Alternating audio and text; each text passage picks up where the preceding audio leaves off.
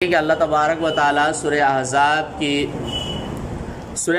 اندر ارشاد فرماتا ہے انما یرید اللہ لیذہب عنکم الرجس اہل البیت ویطہرکم تطہیرا، کہ اللہ تو یہی چاہتا ہے اے اہل بیت کہ تم سے رجس کو دور فرما دے، برائیوں کو دور فرما دے اور تمہیں خوب پاک کر کے صاف ستھرا کر دے، تمہیں پاک کر کے خوب صاف ستھرا کر دے۔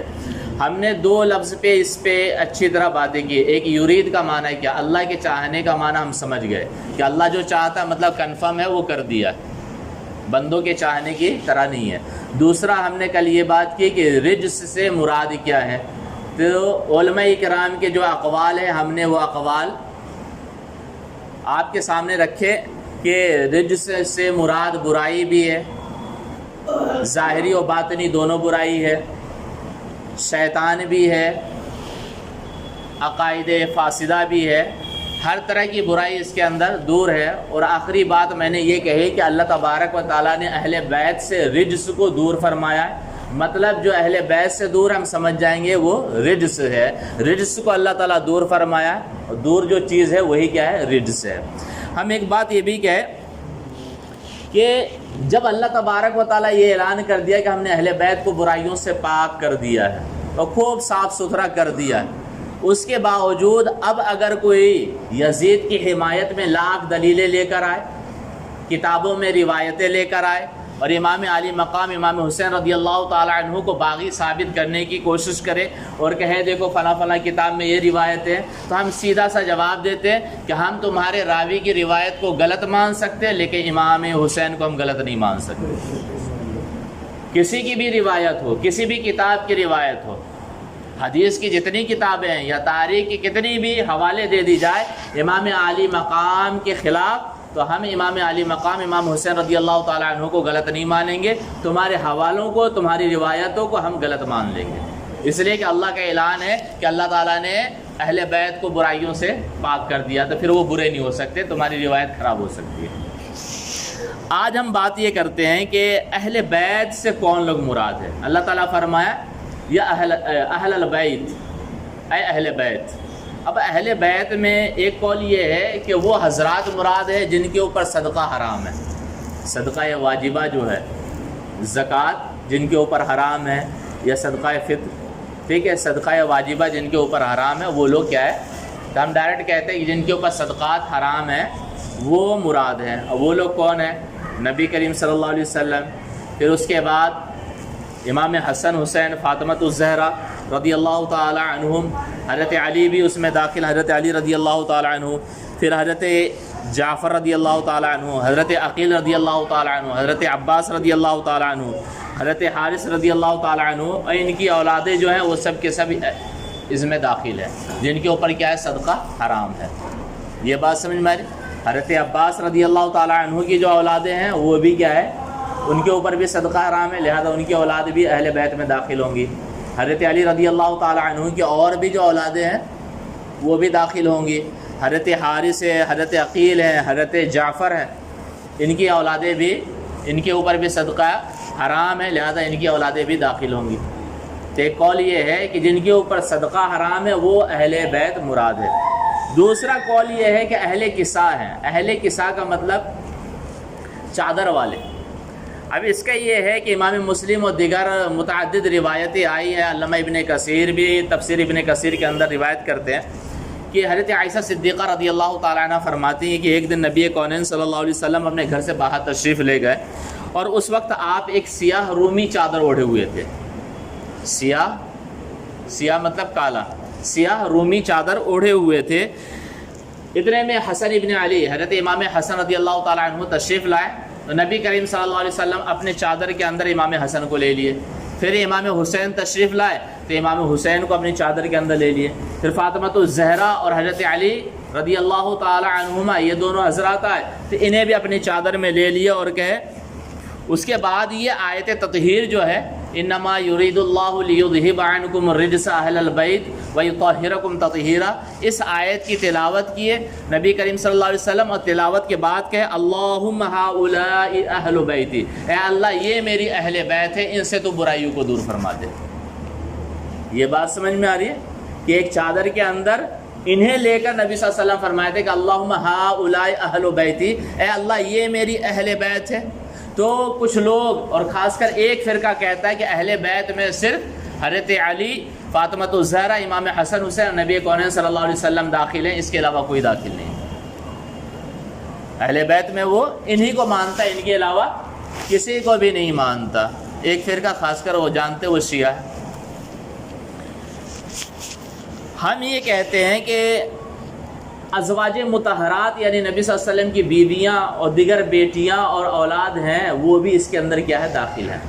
ہم اہل السنت والجماعت کا ماننا یہ ہے کہ نبی صلی اللہ علیہ وسلم کی اولادیں، نبی صلی اللہ علیہ وسلم کی بیویاں، وہی تو مین ہے، مین تو ازواج مطہرات ہے، انہی سے تو ساری اولادیں آئی ہیں۔ آپ دیکھیں کہ فاطمہ الزہرا کو کوئی اہل بیت میں شمار کر لے اور ان کی ماں کو چھوڑ دے، یہ کیسے ہو سکتا ہے؟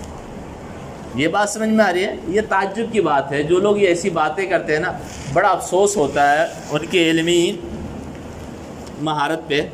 مختصراً اس کا جواب ہم دیتے ہیں کہ جو یہ لوگ کہتے ہیں کہ نہیں، اس سے مراد صرف یہی 5 حضرات ہیں جسے پنجتن پاک کہتے ہیں، ہم یہ کہتے ہیں کہ دیکھیے ہمارے محاورے میں اہل خانہ کسے کہتے ہیں؟ بیوی کو ہی کہا جاتا ہے۔ گھر والی کسے کہتے ہیں؟ بیوی کو ہی۔ اور یہی اہل خانہ کی عربی کیا ہوتی ہے؟ اہل بیت۔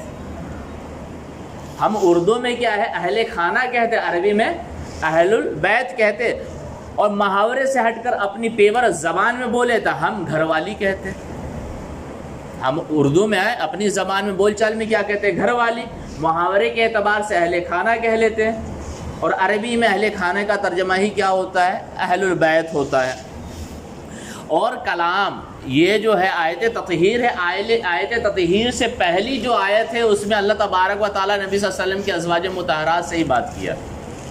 اس کی پہلی آیت سے، اس سے پہلے والی آیت میں اللہ تبارک و تعالیٰ پیغام کس کو دیا ہے؟ ڈائریکٹ نبی صلی اللہ علیہ وسلم کی بیویوں کو، پاک بیویوں کو جب پیغام دیا تو ایسا نہیں ہو سکتا کہ پہلی آیت میں نبی صلی اللہ علیہ وسلم کی بیویاں داخل ہو، دوسری آیت میں انہیں نکال دیا جائے۔ جب کنسیپٹ پورا وہی چل رہا ہے تو سب کا سب داخل ہوگا۔ یہ بات سمجھ میں آ رہی ہے؟ پھر اب ایک سوال یہ ہوتا ہے کہ ٹھیک ہے، اہل بیت سے اگر آپ مراد یہ لیتے ہیں کہ نبی صلی اللہ علیہ وسلم کی ازواج مطہرات بھی داخل ہیں، نبی صلی اللہ علیہ وسلم کی اولادیں بھی داخل ہیں، اور نبی صلی اللہ علیہ وسلم کے گھر میں جو بھی تھے وہ سب کے سب داخل ہیں، تو نبی صلی اللہ علیہ وسلم کا ایک چادر میں حضرت علی، فاطمہ الزہرا، امام حسن حسین رضی اللہ تعالی عنہم کو لے کر یہ کہنے کا کیا مطلب ہوگا کہ اے اللہ یہ میری اہل بیت ہے؟ آپ اس کا کیا جواب دیں گے؟ یہ بات سمجھ میں آ رہی ہے؟ ایک سوال خود قائم ہوگا کہ اگر آپ سب کو اہل بیت کہہ رہے تو نبی صلی اللہ علیہ وسلم تو یہاں 4 ہی کو اہل بیت کہیں، تو پھر اس کا جواب ہم لوگ اس کا جواب یہ دیتے ہیں کہ دیکھیے ہم اہل سنت والجماعت کے نزدیک ازواج مطہرات، مولائے کائنات، سیدہ کائنات اور حسنین کریمین بھی اہل سنت میں داخل ہیں، اور جن روایتوں سے ان کی خصوصیت ثابت ہوتی ہے کہ ہاں خاص طور پہ یہ اہل بیت میں ہے، تو نبی صلی اللہ علیہ وسلم حقیقت میں خصوصی طور پر اہل بیت کا درجہ انہیں عطا فرمایا، خصوصی طور پر انہیں اہل بیت کا درجہ عطا فرمائے ہیں، ورنہ محاورے کے لحاظ سے یہ اہل بیت میں داخل نہیں ہوتے۔ یہ بات سمجھیں۔ دیکھیے نبی صلی اللہ علیہ وسلم کے گھر والے کون ہیں؟ نبی صلی اللہ علیہ وسلم کی بیویاں، نبی صلی اللہ علیہ وسلم کی بیٹیاں، نبی صلی اللہ علیہ وسلم کے بچے، اور نبی صلی اللہ علیہ وسلم کے گھر میں اگر کوئی رہتا ہے تو وہ تو اہل خانہ گھر والوں میں داخل ہے۔ لیکن امام حسن حسین نبی صلی اللہ علیہ وسلم کے گھر میں نہیں رہتے تھے، وہ حضرت علی رضی اللہ تعالیٰ عنہ کے پاس رہتے تھے، ان کے گھر میں رہتے، تو محاورے کے اعتبار سے یہ داخل نہیں ہو رہے تھے، تو نبی صلی اللہ علیہ وسلم ایک چادر اوڑھا کے خصوصی طور پہ داخل کر لیتے، ورنہ یہ داخل ہونے سے بچ جاتے۔ یہ بات سمجھ میں آ رہی ہے؟ خصوصی درجہ نبی صلی اللہ علیہ وسلم انہیں عطا فرما دیے، اور نبی صلی اللہ علیہ وسلم کا یہ کہنا ہے کہ یہ میری اہل بیت ہے، یہ لفظ ان کے لیے اتنا خاص ہوا کہ جب بھی اہل بیت کہا جاتا ہے تو یہی حضرات ہمیں سمجھ میں آتے ہیں، ہمارا ذہن بھی انہی کی طرف جاتا ہے، نبی صلی اللہ علیہ وسلم چونکہ شامل کیے۔ اور ایک اور بات جو خاص چیز ہے کہ آپ دیکھیں عرب کا سماج ہو یا دنیا کے اکثر ممالک، وہاں پہ جو نسل چلتی ہے وہ باپ سے چلتی ہے۔ نسل کس سے چلتی ہے؟ باپ سے۔ عرب میں ہو یا انڈیا میں ہو یا دنیا کے اکثر ملکوں میں نسل جو چلتی ہے کس سے؟ باپ سے ہے تو امام حسن حسین کس کی نسل سے ہوئے؟ قاعدے کے اعتبار سے ابو طالب کی نسل سے، اس لیے کہ ابو طالب کون ہے؟ حضرت علی رضی اللہ تعالیٰ عنہ کے والد گرامی، تو ان کی نسل سے ہوئے۔ لیکن اللہ تبارک و تعالیٰ نبی کونین صلی اللہ علیہ وسلم کو یہ خصوصی امتیاز دیا ہے کہ نبی صلی اللہ علیہ وسلم کی نسل مبارک لڑکوں سے نہیں بلکہ سیدہ فاطمۃ الزہرا سے چلنے والی تھی، لہذا نبی صلی اللہ علیہ وسلم نے سیدہ فاطمۃ الزہرا کی اولادوں کو اپنی اولاد کہہ کے یہ اعلان فرما دیا کہ یہ میری نسل میں ہے، یہ ابو طالب کی نسل میں نہیں ہے۔ یہ بات سمجھ میں آ رہی ہے کہ نبی صلی اللہ علیہ وسلم یہ کہہ کے کہ یہ میری اولادوں میں ہے، یہ اعلان کر دیا کہ حسن اور حسین یہ میری نسل میں شمار کیے جائیں گے، ابو طالب کی نسل میں نہیں۔ اور اگر وہاں اعلان نہ کرتے کہ یہ میری اہل بیت ہے تو پھر سوچے پھر کیا ہو جاتا۔ یہ بات سمجھ میں آ رہی؟ تو نبی صلی اللہ علیہ وسلم یہ کہہ کے کہ یہ میری اہل بیت ہے، انہیں اپنی نسل میں اپنے اہل خانہ میں داخل کر لیے تاکہ ان کو کسی اور کی طرف منسوب نہ کیا جائے۔ اب دیکھیں سب سے اچھی بات جو ہے امام راضی علیہ رحمہ کی ہے، یہ بات اتنی سیدھی ہے لیکن لوگ اتنا دشوار بنا دیتے ہیں کہ بہت ہی زیادہ لوگ کیا ہے پریشان ہو جاتے ہیں۔ امام راضی علیہ رحمہ کا قول ہے، وہ فرماتے ہیں اختلف الاقوال فی اہل البیت، کہ علماء اکرام کے اقوال مختلف ہے اہل بیت کے تعلق سے، والاولا لیکن بہتر ہے ان یقال اس طرح کہنا ہم اولادہ، کہ اہل بیت میں کون داخل ہے؟ نبی صلی اللہ علیہ وسلم کی اولاد، وازواجہ نبی صلی اللہ علیہ وسلم کی بیویاں، والحسن والحسین منہم اور اہل بیت میں امام حسن اور حسین بھی ہیں، وعلی منہم اور حضرت علی بھی ہیں۔ اب سوال یہ ہوگا کہ پوری تقریر سے یہ بات سمجھ میں آ گئی کہ نبی صلی اللہ علیہ وسلم کی بیویاں، بیٹیاں اور لڑکے داخل ہیں، امام حسن حسین بھی داخل ہے، حضرت علی کیوں داخل ہو رہا ہے؟ تو اس کا جواب دیتے ہیں لِأَنَّهُ كَانَ مِنْ أَهْلِ بَيْتِهِ، اس لیے کہ حضرت علی کہاں رہتے تھے؟ نبی صلی اللہ علیہ وسلم کے گھر میں رہا کرتے تھے۔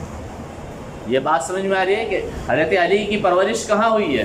نبی صلی اللہ علیہ وسلم کے گھر میں ہوئی ہے، بسبب معاشرتہ، چونکہ یہ ان کا رہنا سہنا نبی صلی اللہ علیہ وسلم کے گھر میں ہی تھا اور یہ ہمیشہ نبی صلی اللہ علیہ وسلم کے ساتھ ہی